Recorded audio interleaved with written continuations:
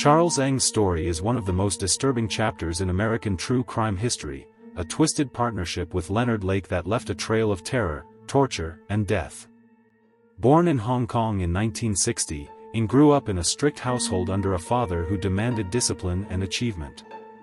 By the time he was a teenager, Ng's rebellious streak had already landed him in trouble. He was expelled from school for theft, and at just 18 years old, he moved to the United States on a student visa to attend college in California. But his focus was never on academics. Trouble seemed to follow him wherever he went. While living in California, Ng enlisted in the U.S. Marines by lying about his immigration status. He was caught stealing military weapons and equipment, and instead of facing full punishment, he escaped custody. That escape set off a chain of events that would connect him to Leonard Lake, a man who would become his partner in some of the most gruesome crimes ever committed in the state. Leonard Lake was a former Marine himself, older than Ng, and deeply obsessed with survivalist culture, weapons, and violent sexual fantasies. When Ng met Lake in the early 1980s, they formed an instant bond over these dark interests. Together, they began to build a hidden world where their fantasies could take form, an underground bunker in a remote cabin area in Wilseyville, California. The bunker wasn't just a survival shelter, it was a prison.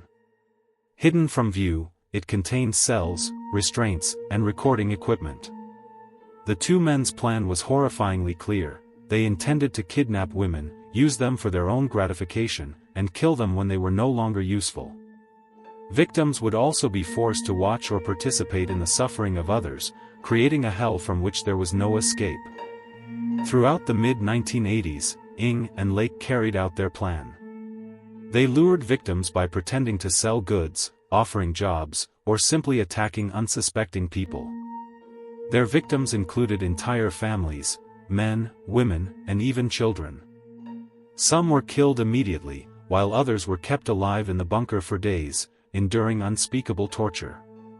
Lake meticulously documented many of these crimes on videotape, creating a chilling record of the abuse. The murders went undetected for years until a seemingly small event triggered the case's unraveling. In 1985, Ng and Lake were caught shoplifting at a lumber store in South San Francisco. When police arrived, Lake provided a false identity, but while being questioned, he swallowed a cyanide pill he had hidden in his clothing and died almost instantly. His suicide left investigators suspicious, and when they traced him back to his property in Wilseyville, the horror began to surface. On the property, police discovered weapons, stolen items from missing persons, and human remains. They found buried bones and body parts, as well as videotapes showing Ng and Lake torturing and killing their victims.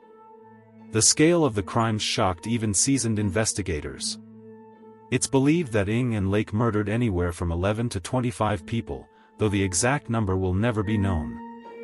With Lake dead, the search focused on Charles Ng. He fled to Canada, where he was eventually caught shoplifting, again. While in Canadian custody, he fought extradition to the United States for years, claiming that the U.S. justice system would treat him unfairly. The legal battle dragged on until 1991, when he was finally returned to California to stand trial. Ng's trial was one of the longest and most expensive in California's history, lasting 8 years and costing taxpayers millions. He acted in ways that frustrated the court, filing endless motions, firing attorneys, and slowing proceedings. The prosecution presented overwhelming evidence: the videotapes, physical evidence from the property, and testimony from experts and investigators. In 1999, Ng was convicted of 11 counts of murder. The jury sentenced him to death, and he was sent to San Quentin State Prison, where he remains on death row to this day. The case of Charles Ng stands as one of the most haunting examples of how two individuals with shared violent fantasies can create a reality far worse than most can imagine.